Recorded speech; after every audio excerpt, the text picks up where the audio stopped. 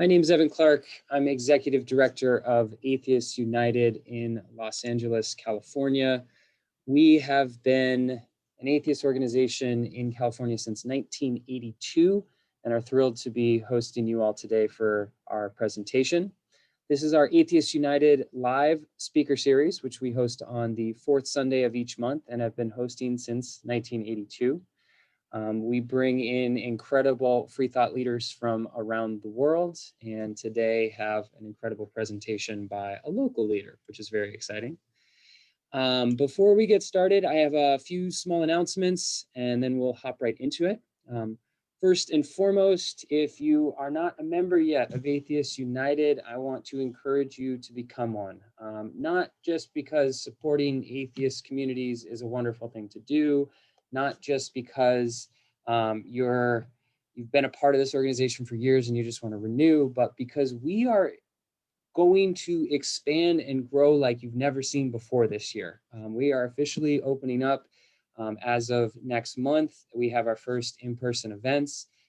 We have a meetup network of over 18 groups, and we're looking to radically expand. We have 4 programs we're launching in the next few months.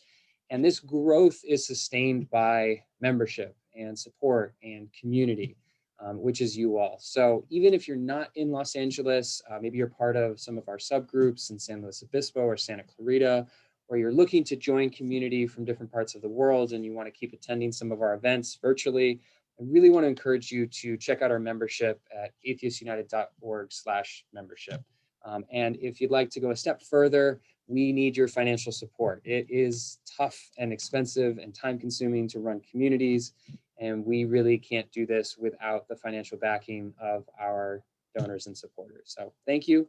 We're not going to guilt you. We're not some church that's going to shame you for not giving, but we do know the value of money and how we can triple its impact when we focus it on community. So thank you there. I want to quickly talk about an upcoming event we have. One unique thing about Atheists United is when the pandemic hit, instead of shrinking the amount of events we did, we expanded. And the biggest expansion we made was actually in our volunteer program. So the biggest of those was to launch a partnership with the LA Food Bank. And on the third Friday of each month, we host a food distribution in the parking lot of our offices in historic Filipino town in Los Angeles. It's been an incredible event. We just hit our 1-year anniversary this month. And I just want to thank all of the volunteers that made that possible. We have gone from an emergency food bank site during COVID now to a permanent food bank site. We've signed up for another 12 months of food distribution with the LA Food Bank. This is exciting. If you're able and you're in the area, we'd love for you to come out and volunteer for us. It's between noon and 6 on the third Fridays of each month. If you'd like to support this program in other ways, we have donation links all over the place.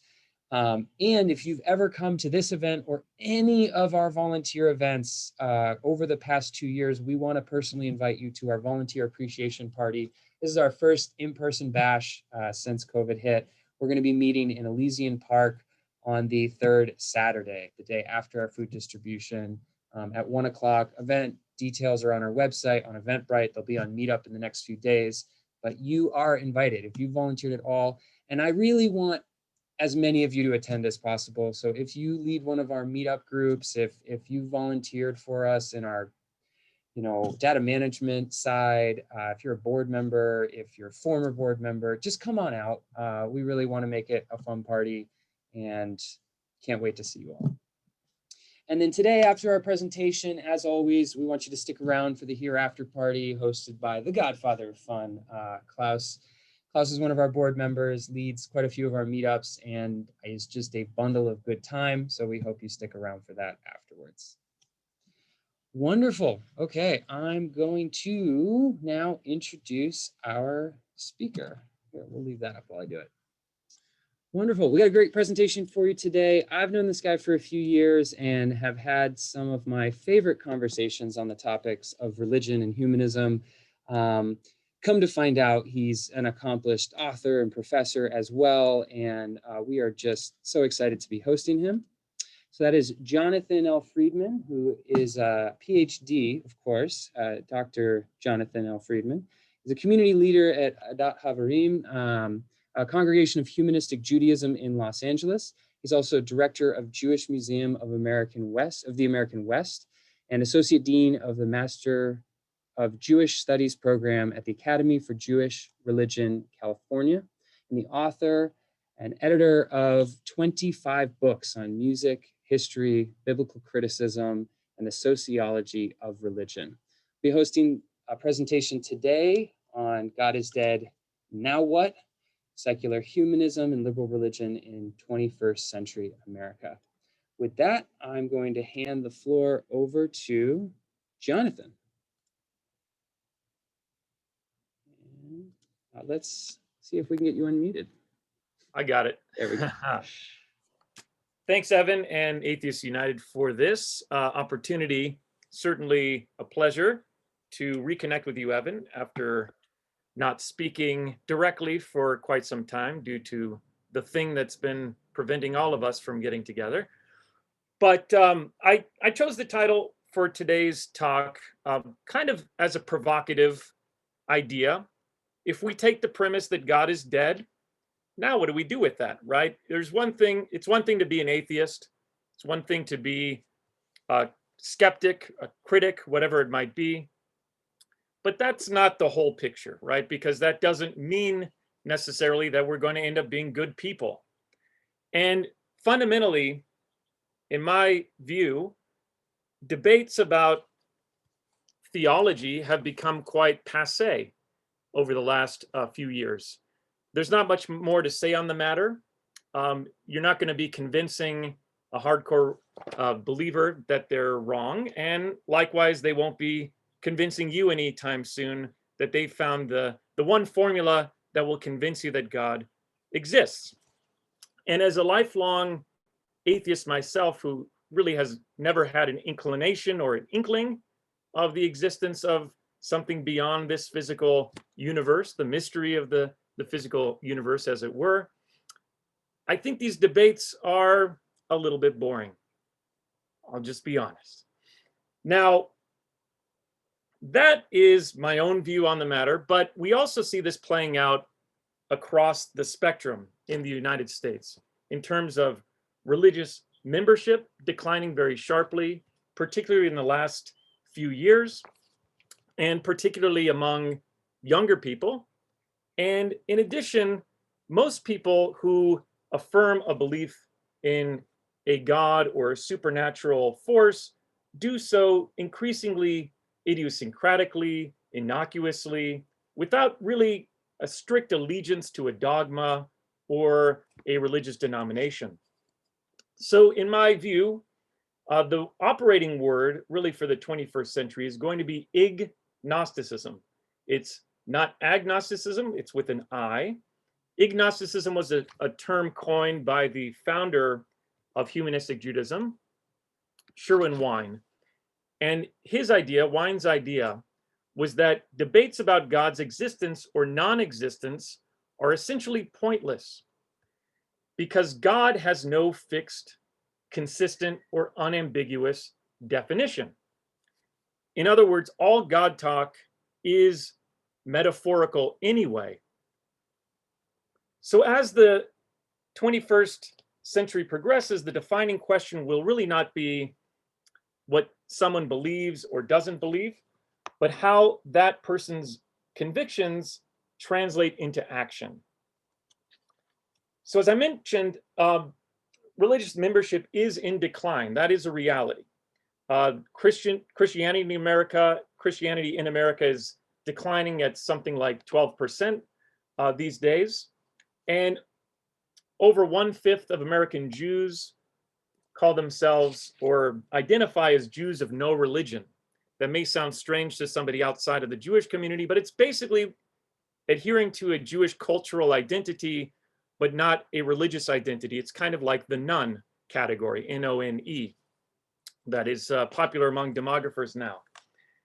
So trends toward non-belief and the liberalizing of belief, I think, spell pretty good news for those of us who might feel that the world would be better off without religion. Underlying that view, of course, is the painful record of religiously motivated and sanctioned abuses, conflicts, injustices, and atrocities over millennia. Yet, like most human systems, and this to me is very key, religion in the abstract is essentially neutral. It can be manipulated for positive or negative ends. And two sayings always resonate in my mind when I'm thinking about this. One is, I know my God is the true God because he hates the same people that I do. And the other one is, you can get the Bible to say anything you want if you beat it hard enough. Now, what this means essentially is that if I'm a lousy person, then my God is going to be a lousy God. If I'm a jerk, my God's a jerk. If I'm a loving person, my God is going to be a compassionate, merciful, loving God. And really what God is a projection of the individuals.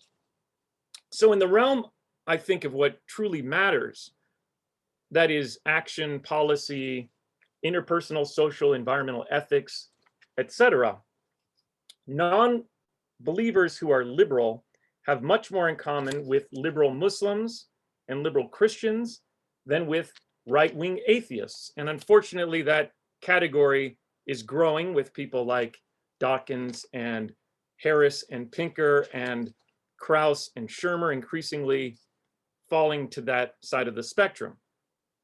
So if atheists, agnostics, and free thinkers seek to confront the major issues of today, and of course we must, I think we should not allow theological differences to be a deal breaker, and rather to allow ourselves to affiliate, to cooperate with these natural allies who happen to be liberal religionists. If we are motivated to do good for goodness' sake, or however we want to phrase it, and they are motivated to do good because of some belief in God as the God of goodness, then ultimately we're all doing good, and we should perhaps be doing it together. I'm going to share some slides. One moment here.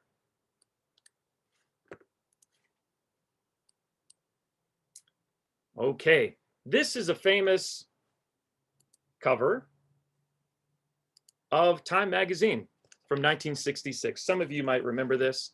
Is God dead? Of course, this issue generated a number of angry letters to the editor and spurred on countless fiery sermons across the country and snarky retorts from conservative magazines. But what this cover was getting at is something that was quite prevalent among sociologists in the mid-1960s, the secularization theory, which held that the decline, the demise, really, of religion in America was imminent because of economic prosperity, because of women's liberation, the countercultural movements, what were known as radical theologies, which were coming to terms with the possibility that church and prayer were no longer relevant. This was something of a consensus view among sociologists of religion in the mid-60s.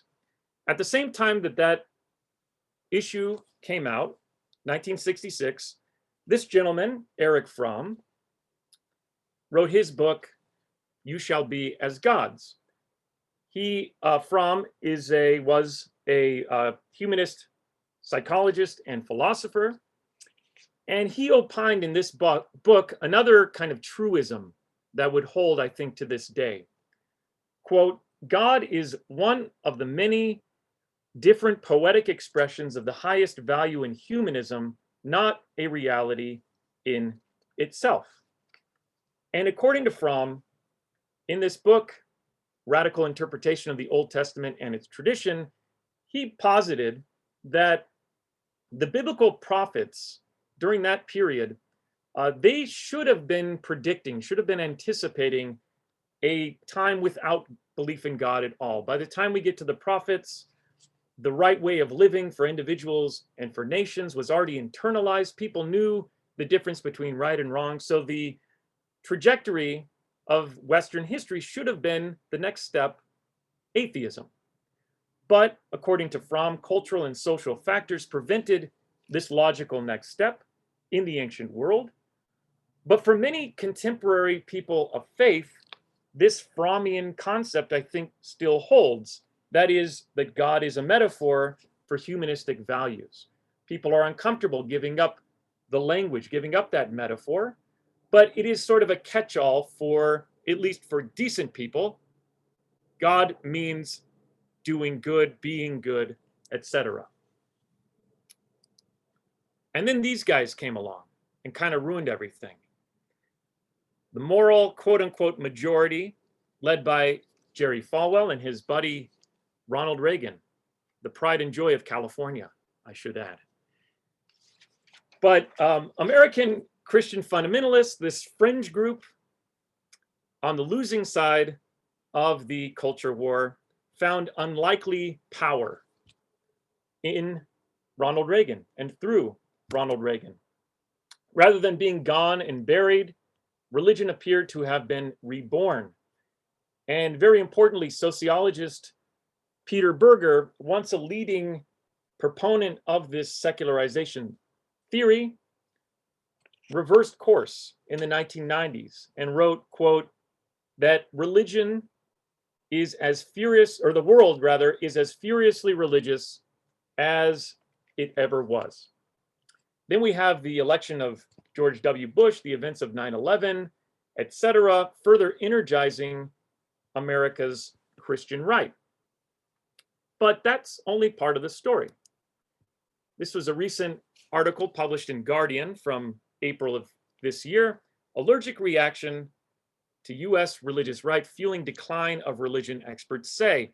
And just a little bit from here, fewer than half of Americans belong to a house of worship, a new study shows. But religion and Christianity in particular continues to have an outsized influence in US politics, especially because it is declining faster among Democrats than Republicans. And then this last part, the evidence comes as Republicans in some states have pursued extreme Christian nationalist policies, attempting to force their vision of Christianity on an increasingly uninterested public. Now, that's a very important sentence at the end there. The public face of religion in America is and has been for a couple of decades quite ugly, as I think we're all aware, very distasteful, and perhaps produces very negative responses within us. The problem is the uninterested public part. If we allow this to happen, if we allow this minority group to continue, then they will continue to do the kinds of things that are making us so upset. That's one area of action that I think we can find great common ground with liberal religious people who not only agree with us in many of the social issues that we hold dear, but are also quite offended that groups like Christian nationalists are giving Christianity a bad name. So they are almost more invested in this issue than some of us might be.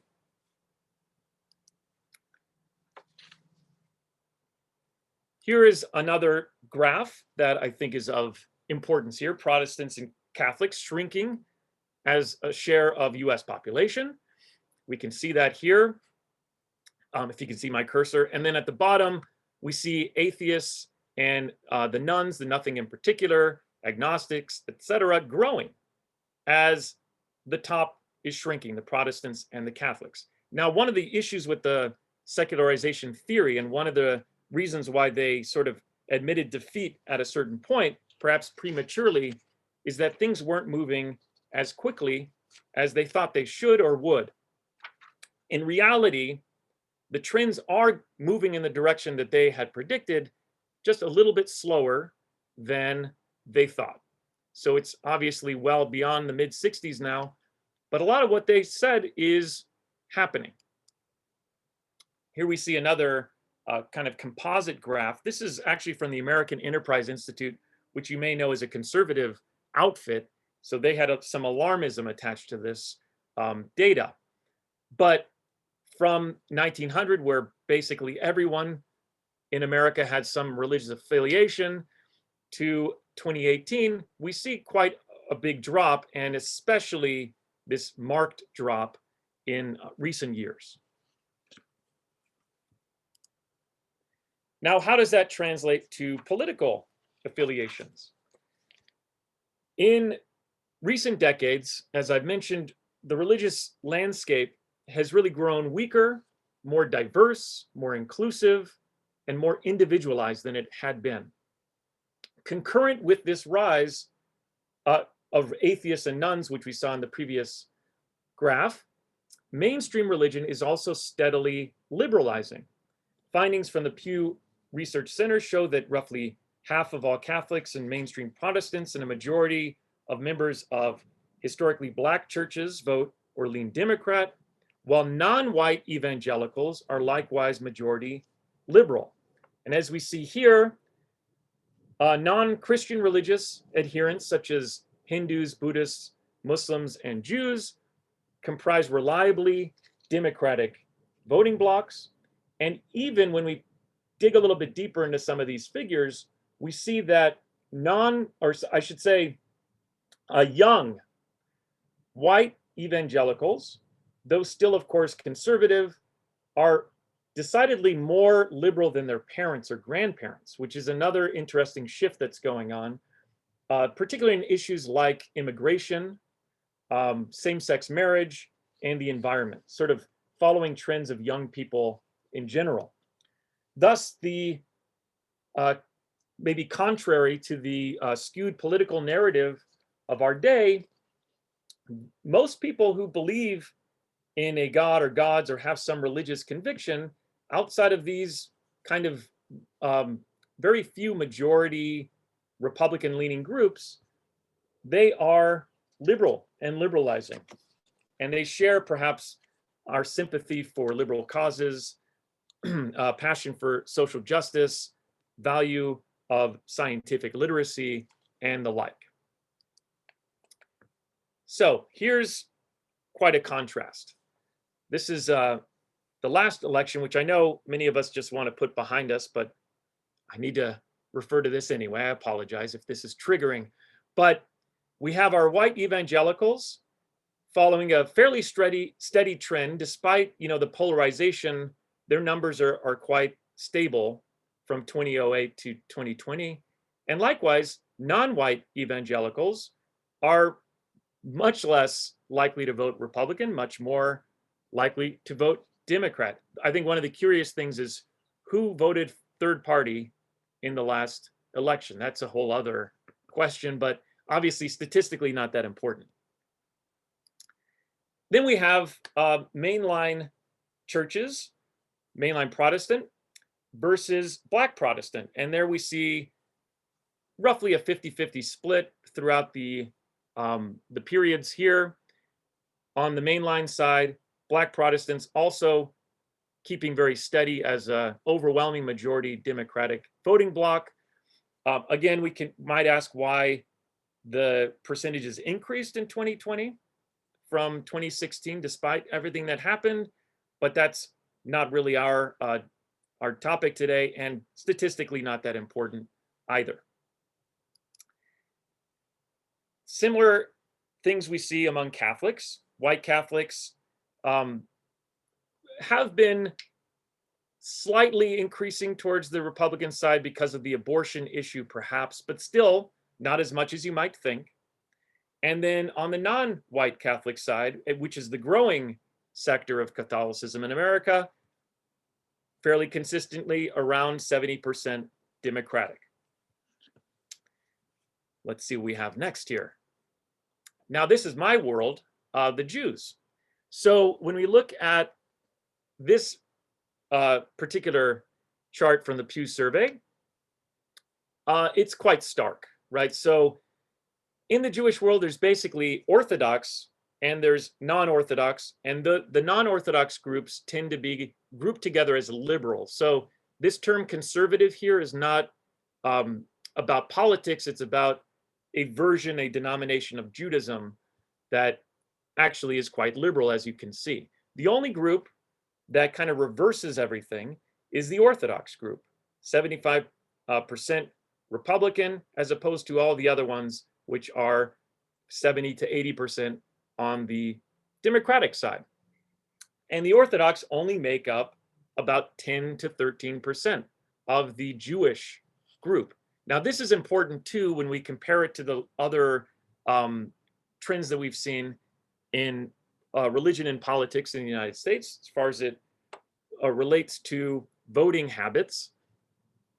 The voice of some Orthodox Jews tends to be quite weighty and can overwhelm certain discussions, both inside of the Jewish kind of realm when it comes to issues like Israel, etc., but also in the larger political sphere, the notion of Jexit, which was quite at least trendy online, this idea that Jews were leaving the Democratic Party in droves because of Trump's supposed love for the Jews, which of course was a myth, but nevertheless, it's the same kind of outsized representation that we see among very conservative, very fundamentalist Christians as well.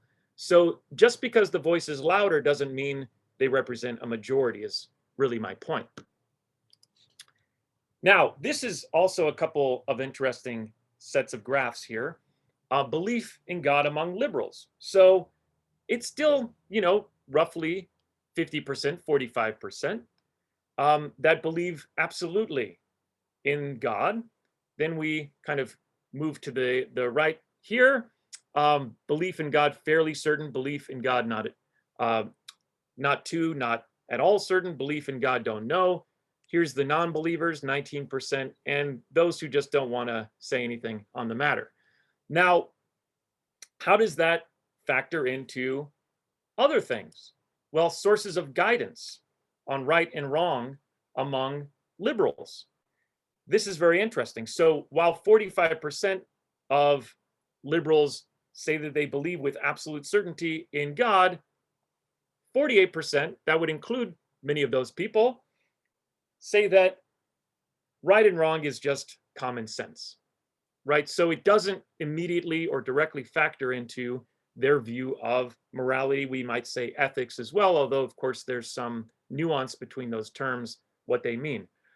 So even as an atheist who keeps up on the scientific data as far as it pertains to kind of the evolution of morality in other species, et cetera, and the spillover to human beings and all of that, which is science, I might say that because of that scientific knowledge, really what morality is common sense. And somebody who might also, on the other hand, believe that their religion tells them right and wrong, whatever that means, they might say that, well, the religion is the truth, and basically it's the foundation for common sense.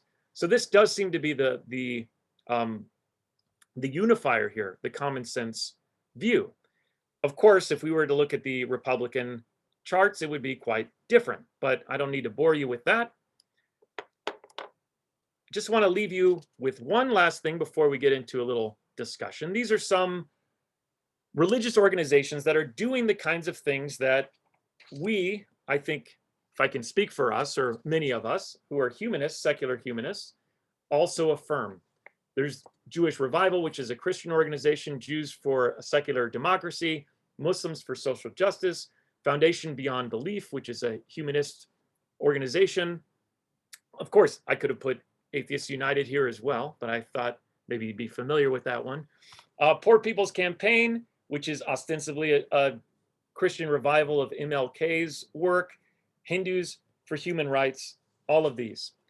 These are our friends. These are our allies. Many atheists, agnostics, and free thinkers are, I think, understandably wary of religion. And I think, again, there's kind of this allergic reaction. Religion's dominant public face is unquestionably ugly. Religious fanatics at home and abroad seemingly confirm the premise that religious does more harm than good. But I think a more helpful and a more hopeful view is trying to find common cause with these liberal religionists who, theology, supernaturalism aside, are really not that different from us. And one way that this is playing out in recent years is that a growing number of atheists, agnostics, free thinkers, nuns, etc., have become involved in interfaith, interreligious work. And these groups, because of their interreligious nature, tend to be liberal anyway. You're not going to find fundamentalist Christians, fundamentalist Jews, etc., being a part of these groups. But the presence of the non-believers in these groups is very important for pushing the agenda of a shared humanism. There is this intention among these interfaith groups to find common ground. That's sort of the premise. Common ground between all of these groups. You throw free thinkers, atheists into the mix, and it just widens the idea of what this means. So these religious groups who might be involved sort of push themselves beyond particularistic barriers and try to find that commonality. And the voice of, I guess, for lack of a better term, reason in the group, the atheists, might even push them a bit further. Chris Stedman talks about this, in fact, in his book, Faithiest. If you're not familiar with him, he's the director of the Yale Humanist community. And I'm going to end on a quote from him. I believe that change will come from within, that by participating in interfaith work, the non-religious will broaden the meaning of such efforts, and that the language used to describe them will change accordingly. So that's it for my slides and my spiel. Evan. Wonderful. Well, thank you so much for that. I will put in the chat, we actually hosted Chris Stedman recently on his newest book. If anyone wants to go rewatch that. Yeah, wonderful. Okay, you covered a lot. This is going to be fun. I'm really intrigued with all these topics. For those of you watching at home, listening, joining the Zoom, please put your questions in the chat. I'll try to get to most of them. Can't guarantee we'll get to all of them, but yeah, we'll see how many questions Jonathan can take from us. So to get started, can you help describe? I think people struggle to think of atheist communities and atheist world in the context of liberal religions. It's like there's a spectrum of religion and we're not on it. And it really kind of, we do this separation game. And my assumption is that comes from like our colloquial definitions of religion rather than the sociological definitions of religion. But can you expand on that point a bit and why it's, from your view, so hard, and where people trip up on kind of seeing us as on a spectrum that includes liberal religion versus being on a separate spectrum? Yeah, it is a tricky subject. And I know for many people, again, not me personally, but I know many people have had incredibly difficult and harmful personal experiences with religious communities. You know, I would say 99% of the time these were, you know, right-wing fundamentalist kinds of communities, negative experiences from that. So the word religion takes on this terrible connotation. I can say my own feeling about religion, I have certainly my own hangups, not because I've had a terrible personal experience or anything like that, but the term itself is a Protestant category, and it does come with certain built-in ideas that really don't hold water. Even when we apply them to non-Western religions, Buddhism wouldn't fit, right? Certain forms of Hinduism, Jainism, etc., they just wouldn't fit this very Protestant European category. Judaism, by the way, doesn't fit either because of the ethnic, cultural side of things that really doesn't necessarily have a religious emphasis all of the time. There are actually more Jews, perhaps, at least in terms of majority, who aren't religious at all, but they're still Jewish. So how does this all play out? On the other side of things is a more kind of sociological understanding of religion. It was famously presented many, many years ago. The Society of Academics, the Academy of Religion, put out a call for all scholars to try to come up with a definition of religion. And of course, no one definition is going to fit every possible permutation of what that could be. And really, when you take the broad view, sports fandom, certainly fandom of other kinds as well, pop culture fandom. There's the Church of Coltrane, the Church of Elvis, the Church of Beethoven. There are all these kinds of pseudo, or I won't even call them pseudo. They're authentically religious organizations that have nothing to do with the Bible and God and so forth and so on. So I understand the hang up. I don't like the term either. But what all of these groups have in common, whether they are theologically oriented or something else, is community, right? So we're just dealing with communities here that have shared convictions, shared beliefs, shared interest, shared background. If you want to call that religion, go for it. If that doesn't work for you, don't bother. But I think on the other side, the real importance, because of our American history and American cultural construction, because religion does have this, for lack of a better term, sacred place on our kind of national menu, so to speak. It's the main course sometimes. I don't know why I'm using that analogy. The point is that it doesn't really serve us well to be antagonistic towards that category. If we can find a way in by being a secular community that, it's a nonprofit, et cetera, we're doing work in the world, you can actually teach liberal religious communities that you exist, that you're doing shared work, that you should be a part of the discussion as well, part of that broader community. And really, they'll find that there isn't much that separates you from them either, which is, of course, the subject of my talk. But I don't like the term either. I'll be completely honest. So I get it. I totally get that. Yeah. You used a phrase I really like, religion is neutral. When I talk about religion, I often talk about it like corporations can be good or bad, governments can be good or bad, religion can be good or bad. It's a tool most of the time. But I'm curious because I think a lot of the atheist thought leaders, especially for the past 20 years, have been focused on theism, and they don't think theism's neutral. There's kind of this idea that any concept of faith over reason is inherently harmful, and so we must weed that out, and so atheism is inherently then better.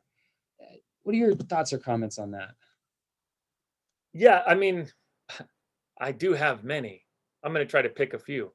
One of my critiques of the new atheists, and kind of what I see as their demise in more recent years, for a number of reasons, is that they don't understand religion. They look at text. Text is not religion. So the Bible isn't going to tell you anything about contemporary Jewry, for instance. It's an older system. And, Judaism developed post-biblically. Christianity as well, you don't really learn much about Christianity from reading the Bible. You don't learn much about Buddhism from reading the sutras in terms of how the communities themselves operate. So the problem with that approach is, yeah, it's pretty easy to say that the world wasn't created in 6 days, right? I mean, my kids know that. They're in elementary school. You know what I'm saying? That's not a profound revelation. There are very few people who believe in the literalness of that 6-day creation. Therefore, we have to look beyond what the texts say which can say very beautiful things and very terrible things. I think the Bible itself is a neutral document in terms of weighing the things that we would agree are morally appropriate and the things that are reprehensible. It's maybe a 50-50 or even more on the reprehensible side, if I'm being completely honest.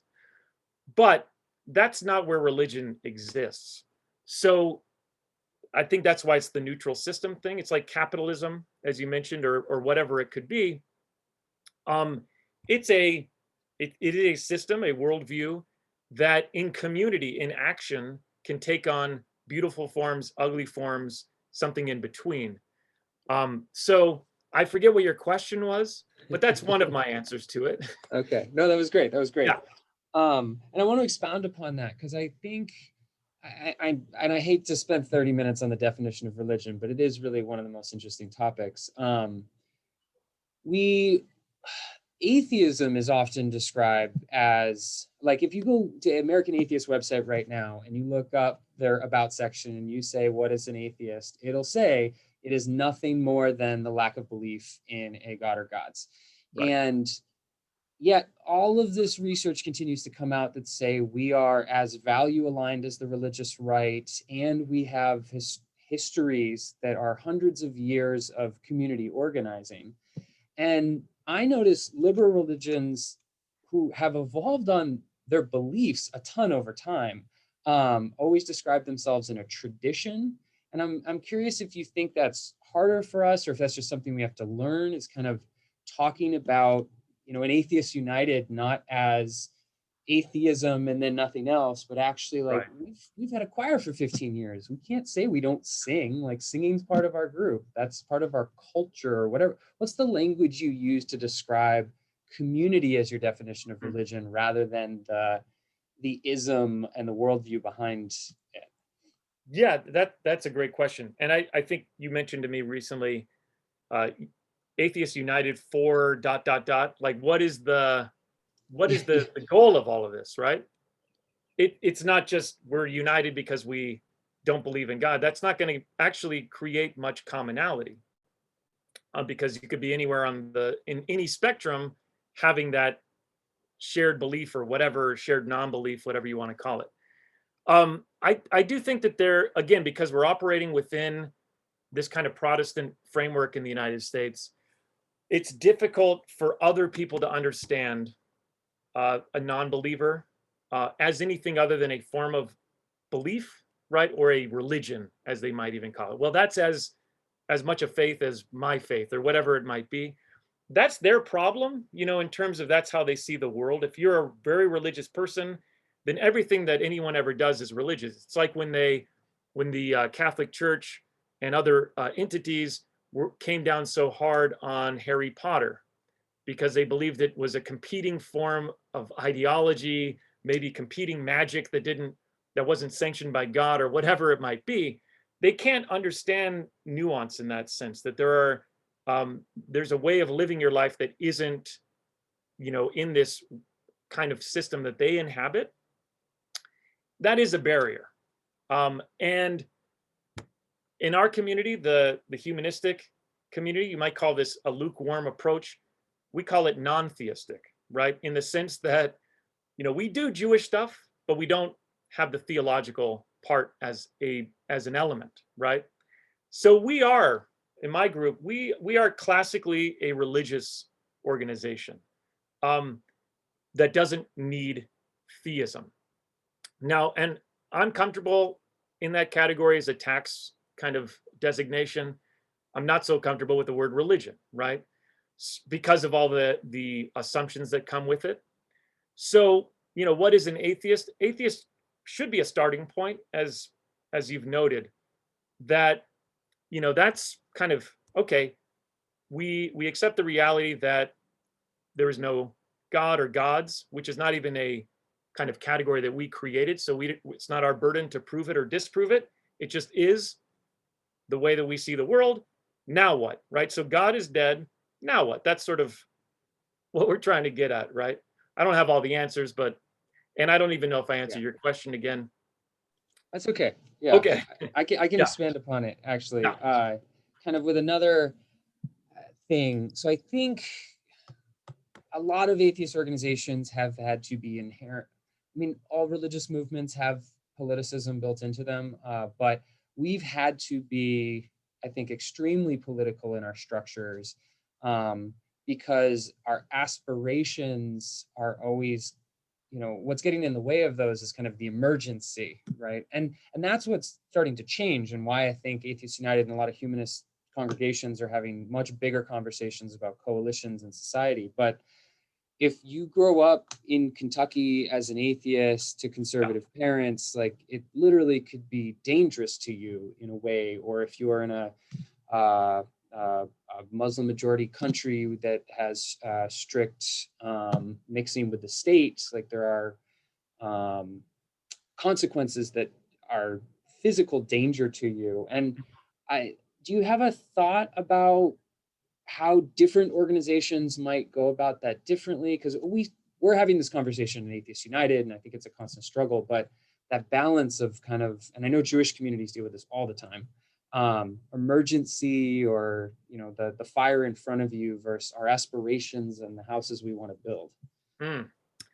Yeah, so like how do we do both things? Is that Maybe, the question? yeah. I mean, maybe I'm asking how Jewish communities specifically have thought about this, as they've been one of the most oppressed groups in world history and are Sure. always on the lookout for violence and oppression, and yet at the same time are trying to build value-centric communities that can talk about the next 200 years of, like, well-being. Yeah. So And yeah, I can coalitions. speak. Yeah, from my own experience on the more kind of progressive end of the Jewish spectrum, um, it's very organic, in terms of its development. I'm sure this is true for other organizations as well. In terms of the emerging theology or lack thereof, the emerging, liturgy, the prayers that one might use, how those change and adapt, gender neutral language becoming very normative in many communities, this sort of thing as society unfolds. So liberal denominations typically follow the lead in some ways of broader cultural movements. And part of that is because Jews themselves, as you're kind of alluding to, as individuals, have been very much involved in things like civil rights, women's rights, etc., throughout the ages. So there is a dialogue between the group or the congregation and the outside world. There's actually, I'm going to go traditional here, and maybe this is helpful. There's a requirement in the Talmud which is kind of expounds on the Bible and makes it relevant for people's lives. That's the intention anyway. Kind of the rabbis riffing on the text. That a synagogue needs to have a window. Whenever you're creating a synagogue building, you need to have a window, because as deeply as you might become absorbed in yourself or in the prayer or in the community, you have to look out and see the world around you. You can't think that this is all there is. So I think balancing those two things, if it's helpful to think of the window metaphor, you can work on your group, work on what you believe, but that can't be at the expense of what's going on outside. And likewise, what's going on outside should inform, and I think does naturally, organically inform how the groups evolve themselves. So I don't think there's a binary thing here. I think it's absolutely a dialectic or a dialogue between the two, that is action, immediate action, emergency action, and the group itself sort of understanding as time goes on what it wants to be. They inform each other. I'm curious if that's almost kind of a conservative divide, where you have conservatives and groups that are holding us back from doing more communitarian action or feeling a part of our larger communities beyond ourselves, versus a more libertarian selfishness.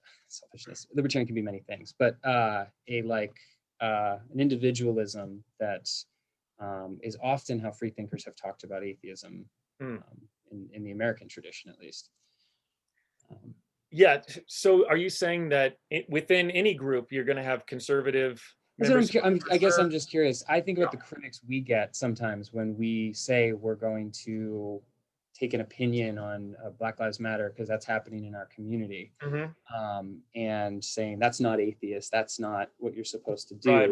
But they want to talk about the God question all day long, or something, right? Like there's this idea of who's in or out of the community. I don't know. That's, I guess, No, I hear you. yeah. So, I mean, this is why different communities form ultimately, and why there's rupture, and why there's going to be probably, depending, this happens in every group. So, depending on how far you take this, there's going to be a splinter from the more kind of traditionalists who remember Atheists United, how it used to be, or whatever it might be. That happens in every group, right? That's a human thing, irrespective of religious or non-religious affiliation. There are some people who want to just cling to the nostalgia and what things were, and think that they have already kind of the perfect formula, and you're messing with it. So maybe there's a place for radical individualism there, meaning that those who don't want to pursue the new agenda, they don't have to, right? It may be painful to leave a community, whatever that community might be, not having any intimate knowledge of Atheists United. So that, please don't think I'm being preachy here, but the idea being that, if there's a consensus, and that's really what we're dealing with, in liberal denominations, in atheist groups, if the consensus is to push in a particular direction, there's always going to be objectors. But what is the dominant feeling? What is better for the brand? What is better for the world? According to the most people. I think that that's perfectly fair. That's where I connected with your talk a lot, because I feel those similarities in structure essentially as liberal religions. I think people don't understand, if you look at religion as community rather than just a theism, then liberal religions are structured the same. They're much more democratic. They have a lot more input. They're willing to split because there's not just a central authority figure that runs the whole thing in a way. Yeah, so I that alone makes me more comfortable having conversations with them, because we agree on that value of there is no one way, there is always an evolving way. Sure. Okay, I got a few more questions here in the chat. So there's one question about how a lot of atheists and humanists and free thinkers you mentioned can be quote unquote allergic to religious organizations and their work. What's your experience been, and how do you feel about building secular communities with more traditionally religious models, or religious infrastructure and religious rituals? We're seeing a lot of this. It's been happening. Jewish humanism is probably, and the Ethical Culture Society are two of the most successful, but we're seeing the Sunday Assembly and Oasis that are popping up around the country. Yeah, what are your thoughts or perspectives on these? That's a great question. So, I think one of the takeaways from that is that we need to recognize that there are different people with different needs. So some people are very individualistic, and they won't join a group because that's just not how they're inclined to operate in this world. You could try to convert them to your organization. It's just not going to happen. Or maybe their interest is more something like this, just kind of tapping into a discussion once in a while, and that gives them enough, and they can go on their merry way. But religion did evolve from our being a social species, and it does address certain core, fundamental, big-brained human needs, like understanding your place in the universe, understanding your connection to others, trying to bring meaning into one's life, maybe bringing a sense of order into the universe. However that plays out. When that's done in community, it tends to be more powerful for some people. Again, I'm not even speaking for myself. This is just, in terms of the way human beings are wired as a social species. So borrowing those successful structures, which, yeah, it is a growing recognition. Not that it's completely new, but it's expanding. I think that that's perfectly valid. Getting together, having an alternative to a religious service. I mentioned the Church of Beethoven. I'm not sure how active it is anymore, but it emerged as basically a classical music society that got together on Sunday mornings and had a very quote unquote spiritual musical experience in community. And that brought everybody a sense of place in the world, connection to each other, sense of something greater than themselves. In this sense, it might just be the aesthetic musical experience. So that's a structure that borrows heavily from the religious kind of model, which itself evolved to the way that it is now. And the reason why it exists is because it works. Why not? Right? I guess would be my Oh yeah. answer to that. I've been trying to argue for years that the largest secular religion in America today might be Burning Man. Um, Yeah, or football would be oh another well, okay. If we're gonna go that far, yeah. Burning Man at least says they've got these set values. Oh, absolutely, absolutely. um, okay, so there's questions, maybe even critiques of Sure.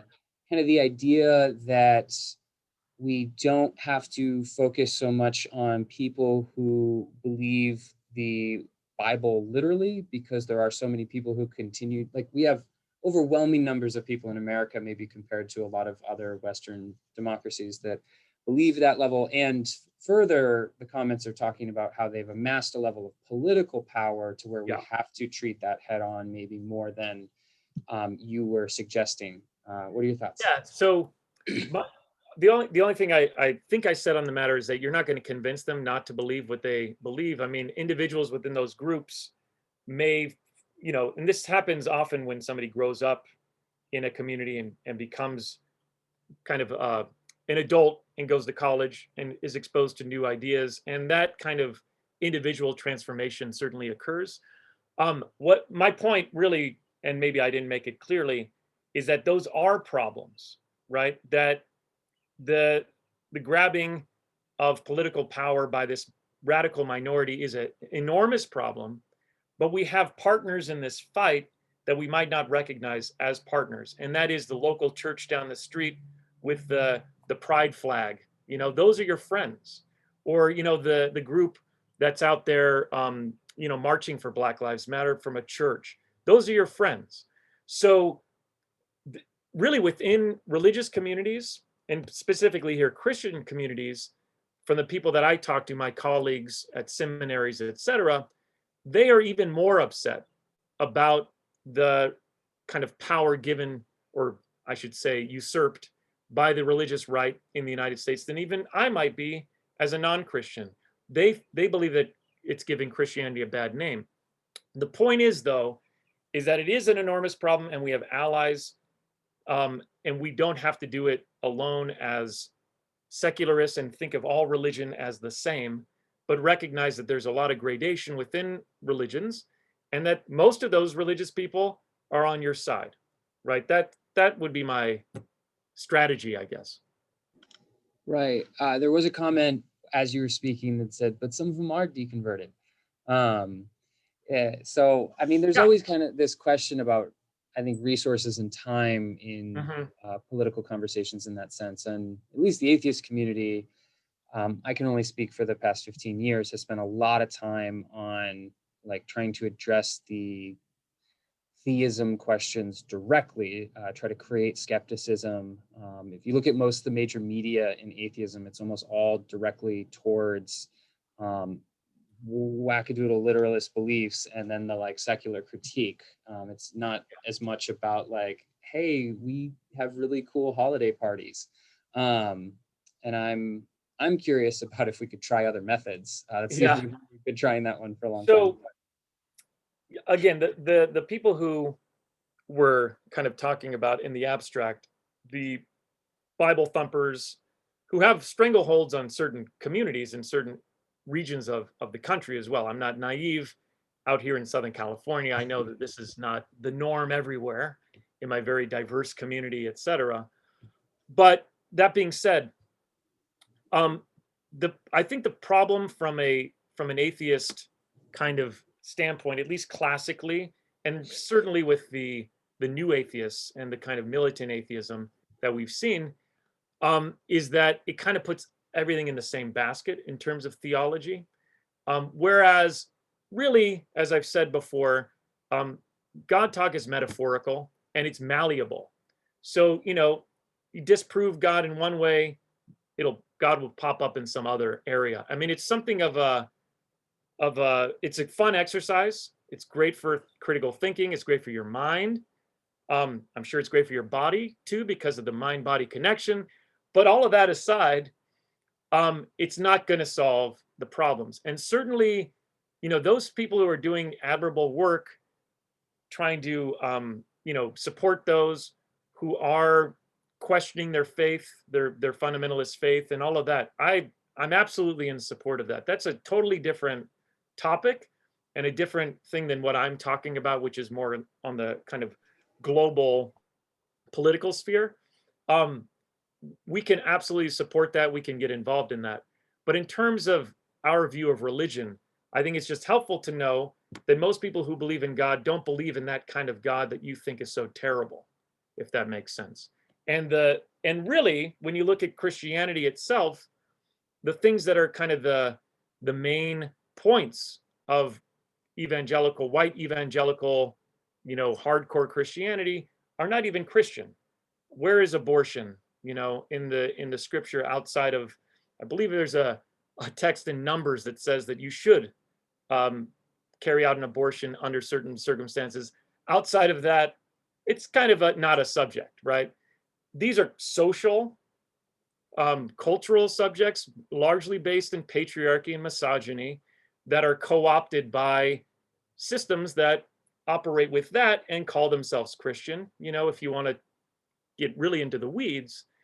So anyway, I'm getting carried away. Yeah, well, and it kind of, you earlier said God is a projection of self for a lot of people. So essentially, a lot of their theism is a projection of ideas and beliefs they might already have. And I think in atheist communities, we often talk about like religion leads to beliefs. And what you're suggesting is that the research or our definitions of religion should update to say like central beliefs lead to religious ideas. Is that right?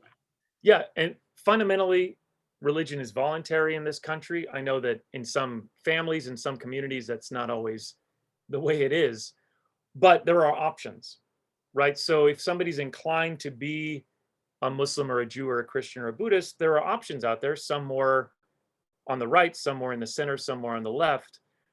So it's sort of individuals' inclinations do drive them towards a particular manifestation or denomination of that religion, rather than indoctrinating. Here's one. Certainly indoctrination comes through being attracted to a group and being a member of that group and getting caught up with it. I'm not going to ignore that. But one thing that I often tell my students at seminary, because the notion is that the Bible or whatever holy book is a guidebook in some way and gives you the answers to the problems of the universe. That's really not the way these books function. When you start to read a text, you cherry pick according to your own beliefs that you probably already hold culturally, individually, etc.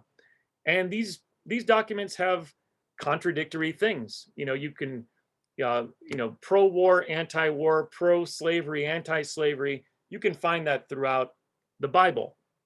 Now, that's why I think we need to move away from that kind of debate about text and rather look at religion as a sociological phenomenon. Right. That makes a lot of sense.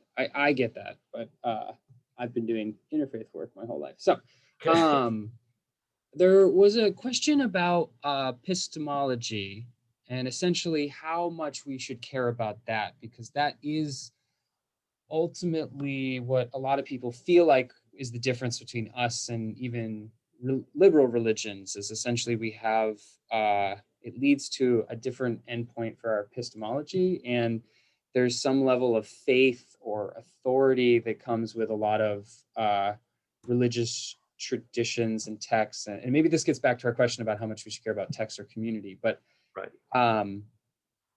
Is that a problem? Is that not a problem? Yeah, that's a huge philosophical question, but I think fundamentally, if I can use that term, we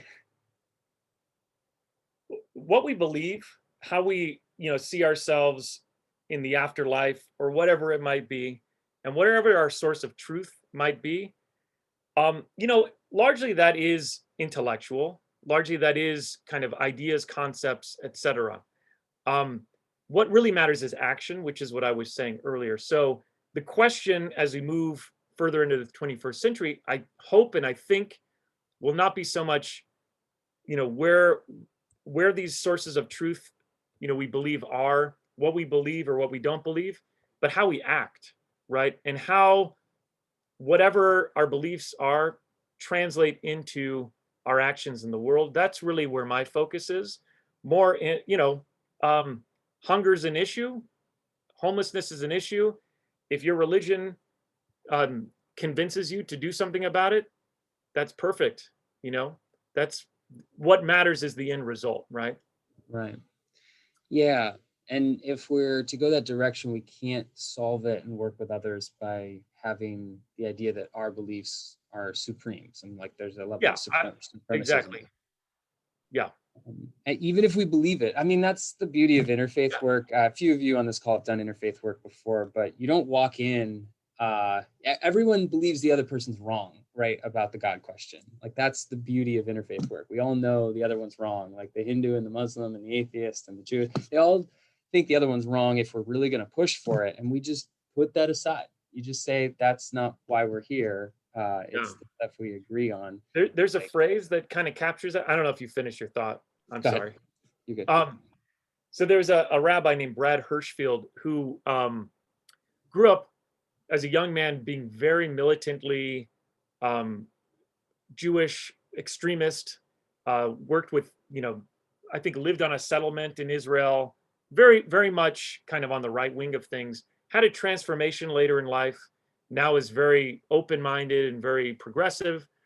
But he wrote kind of a semi-autobiographical book with the title, this is the reason I'm bringing it up, which I think is helpful.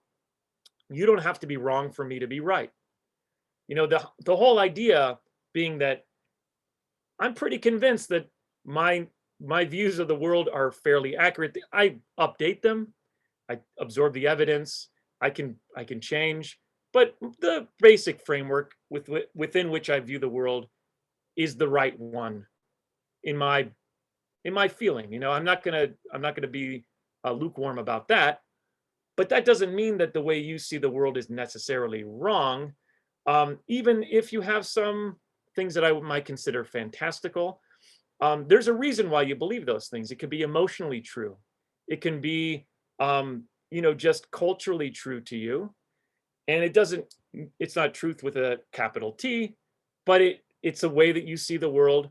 And to me, as long as it's not a dangerous view, it's not really affecting me in any adverse way. Again, I'm not going to give up my view, but neither do I feel like it's worth my time to try to convince a decent person who has a belief system that's different than mine to change their belief system, if that makes sense. Yeah. All right, I'm gonna go maybe two more questions, and then we'll turn off the live feed, and we'll let people ask you some direct questions. Okay, there was someone basically saying, okay, I agree with you. Now what? Like, what should we target as issues to work with liberal religious groups on? Where's the obvious first steps?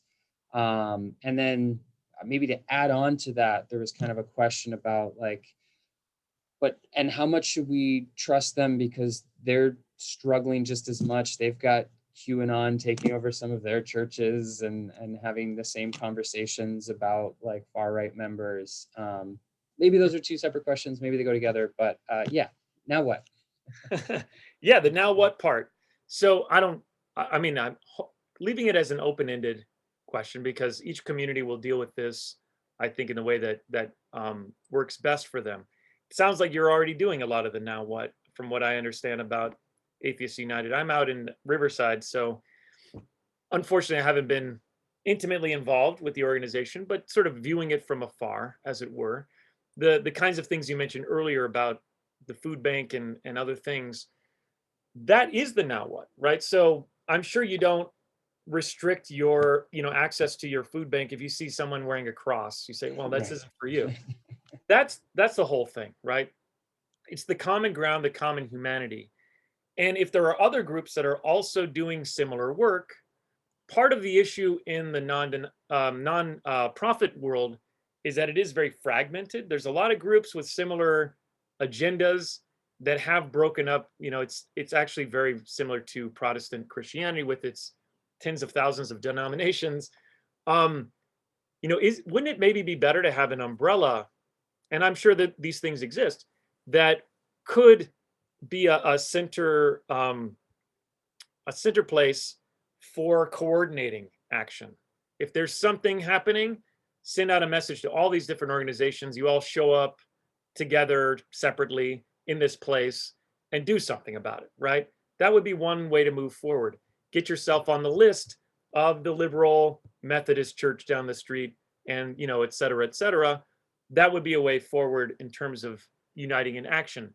And I think, the good thing about interfaith dialogue is that the dialogue happens, but even there, it can't stop with just talking and saying, "Oh, you believe that it's you should love your neighbor as yourself. Well, so do I. I guess we're the same." Then what, right? What does that actually mean? What kind of practice does that lead to? That's I think, the challenge. Yeah. And then I'll ask one last question about language. With those breaking of groups, and as we talk about ourselves in relation to religion, and as we find our footing with different community models for secular, non-religious, atheist, free-thinking people,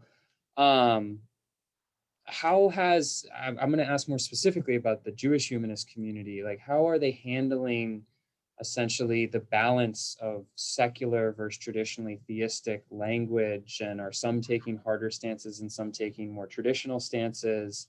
Because we're grappling with that in our group. There's a million other atheist groups and models having the same questions. Yeah. And how's that been going? Again, yours is specifically tied to a tradition that calls itself religion, and my understanding is even some of the humanist groups take religious exemptions still. How does that go over? Yeah, let me just pat myself on the back for a second here before I answer that. Parsonage, I don't know if you're familiar with that, is sort We're of looking into it right now for me. yeah, You get it? I have been opposed to it in my own, nothing to do with you, or, just personally, I don't think that I'm technically a clergy person, although don't tell anyone. The fact is that I'm eligible and I decline because I'm uncomfortable with that kind of pedestal that our society still places, or puts our religious leaders on. I think it's completely ridiculous. I think the person who picks up the garbage is more important than me, actually, in tangible terms.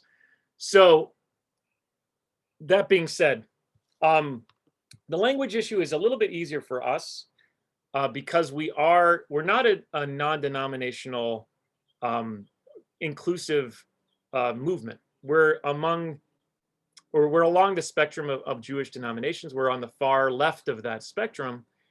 And, our prayer book, whatever we construct, doesn't actually exist. We kind of create it as we go. That's part of the freedom. But there's no mention of God talk at all. We eliminate it from all of our liturgy. We sometimes rephrase things that are more traditional in language to reflect that ideology. It is an ideological movement. So, take it or leave it if that's comfortable for you or not. I mean, it is a small organization, a small movement. It probably is doomed to be, because it does require a lot of non-traditional approaches to these things that are very valued within Jewish communities. So we don't try to be something for everyone. And maybe that's the answer. You don't have to try to be a place for everyone. You can be very specific in your language. You don't have to say, we embrace people whose belief in God is not traditional or believe in something greater than themselves. You don't have to do that kind of work, I don't think, as an atheist organization. There are other groups that might be better suited for that kind of person. But in terms of language, I do think that it should be precise. I do affirm that the things that we say should be things that we actually believe. And if they're not, we should change those things, right? Not our beliefs, but the things that we say. And then I guess the closing one can be the most fun. You've been accused of slurring some prominent atheists Yeah.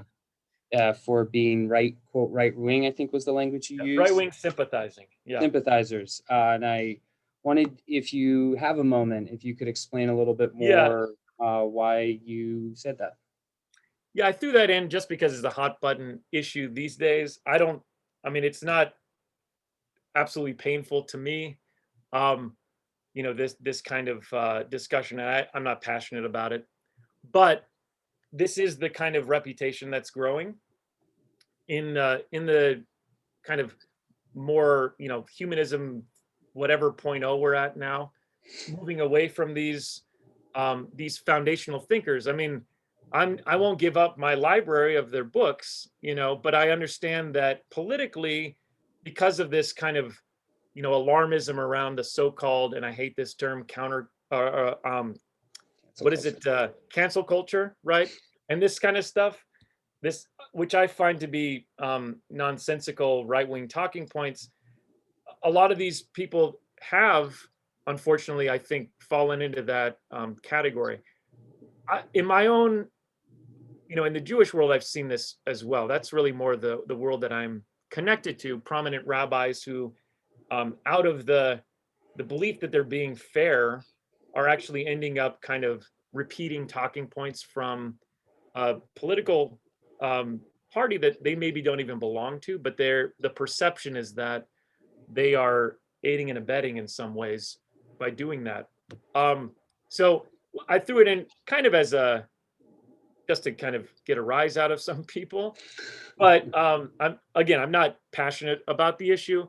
This is just the growing kind of criticism that's emerging. I'm paying attention to it, and in some ways, uh, humanism, atheism has to evolve as well. Just like any well-functioning religion, things are changing, and being a fundamentalist, being a dogmatist, really does hold you back. Whatever that dogma might be. Right. Great.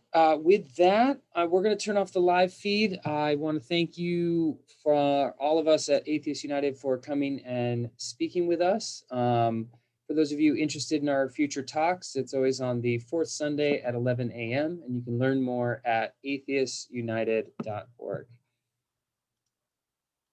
Okay, we've stopped the live stream. Comments just got exciting. Okay. Yeah, I haven't looked at any of the comments. Oh, that's okay. I think especially thinking of Richard Dawkins, obviously, is the one that everyone is talking about right now, and whether he's Mhm. a leftist or rightist, and there's a lot of opinions on that these days. I'm glad you specifically addressed what I think the conversation has turned to, which is this concept of cancel culture, which most are calling consequence culture. Some people think you have a slant because you're a Sumerian. Did you go to seminary? What is your background exactly? No, that's fair. Absolutely. I did. I'm an ordained cantor. I got my PhD in Hebrew Bible. On paper, I might look a particular way. I think people are sometimes confused about me in that sense. But I will say that my slant, if there is one working in seminary, is actually more of an eye-opening thing for me. As an undergraduate, graduate school as well, I did religious studies. And the reason why was originally as kind of a joke, because growing up, I was known as a almost anti-religious person, or at least known to be kind of snarky when it comes to the topic. So I did it because I value humor. I entered a religious studies program, but through that I started to understand religion a lot better. So it has helped me. And in my seminary world, the slant really is knowing people across the religious spectrum in both Jewish Muslim and Christian and Buddhist, actually, consortium of seminaries that I am affiliated with. Even those people who are much more traditionally observant than I am, when it comes to certain issues, it's not that hard to find common ground. And of course, it's because I'm working in liberal seminaries. I don't work at Liberty University or something like that. But nevertheless, I wouldn't say it's so much of a slant as a revelation, right? Knowing that there's much more that I have in common with people whose practice is very different from mine than really divides us on the important issues. Doesn't mean that I'm going to agree with them. Doesn't mean I'm going to go to synagogue with them or church with them or convert to their worldview. But that, when it comes to issues that matter, like social justice topics, environmental justice, etc., we're not so different. And ultimately, that's what matters to me. And also, I will say that I'm pretty independent in my own life. I'm quite an introvert. So the whole community thing isn't necessarily my main focus, meaning that, I'm maybe more accepting of communities working a particular way because I don't need to join that community, if that makes sense. Yeah, well, and I think this is the difference between humanism and different versions of atheism. Humanism inherently centers the idea that we have more in common than different by virtue of being human. We do have differences, but we ultimately are. By the way, I will say that I do have some bones to pick about humanism while we're on the topic as well. Let's go for in it. that it is also very anthropocentric, right? So like the other half of my life is animal advocacy and veganism, these kinds of things. I think that Western humanism inherited a lot of its human supremacy from religious models that we otherwise discard. So there's still work to be done in terms of how we function in the world as a species, as an animal species among millions of others. I'll just throw that out there. Yeah. And there are lots of humanist thinkers trying to challenge the traditional idea. And I'm glad you used the phrase Western humanism, because I think this isn't talked enough, that there are different versions and regional humanisms that have happened over time, and some use radically different language. And most in the United States is very white European humanism, right? Absolutely. Yeah, and look, comes from the Greeks and so forth and so on. But at the end of the day, we can't, just because we've come to a belief that we hold to be true doesn't mean we can't evolve and tweak and improve, right? So stagnancy is bad. Maybe that's the problem with Dawkins, et cetera, that they're sort of stuck in what made them popular in the first place, which growing out of the 9/11 attacks and all of that. But maybe their view hasn't evolved, and maybe we as individuals, as communities, need to keep pace as well with emerging science, emerging concerns, et cetera. Right. Okay, there's a hand feature you can put up, or you can raise your hand and wave at us, and possibly call on a few of you to ask some questions. Okay. All right. Harriet, you were using a lot of caps in the chat, so just want to make sure you're not going to yell at him, but I will unmute you here. Okay. Ask you to unmute. So Evan, Yes. Do you know if the next event next month is going to be live or not? Do you know? We're still trying to decide that. Okay. We're looking at locations right now. All right, go ahead, Harriet. Okay, I think we are the leaders. We see farther, and I don't want to mush it up. Okay, our people see farther than religious people. Okay, but I loved your graphs, and how can I get a hold of your book or your graphs? You did a lot of thinking, and I need it's really good thinking. Well, I could certainly pass the slides along to Evan if Thanks. he wants to distribute them. I totally hear what you're saying, Harriet. Obviously, as a secular humanist myself, I believe that I'm on the right path. I don't want to give the impression that I'm wishy-washy as it comes to, well, they've got some good points. But what I am seeing in the broader religious climate outside of those doubling down white evangelical Christians is an acceptance of science among religious people Oh, you who do? are Okay. liberally religious. I'm So glad to hear that. yes, so the question is not, who sees further. The evidence itself, I think, speaks for itself as far as climate change and the other pressing issues of the day. And those communities that are liberal religiously do tend to accept that. I mean, they may have beliefs in, that we would consider anachronistic, outdated, old-fashioned, untenable, pick your adjective, but they're not ignoring reality. Thank you. Other questions, Jonathan? A few more minutes of questions before we turn it over to Klaus's after party. Let me just check if anyone's asking questions. Let me turn off the spotlight so we can see everybody. There we go. You can all hit the view gallery view. Questions for Jonathan, or do we give him a Sunday back? Wonderful. Well, great. Jonathan, thank you again.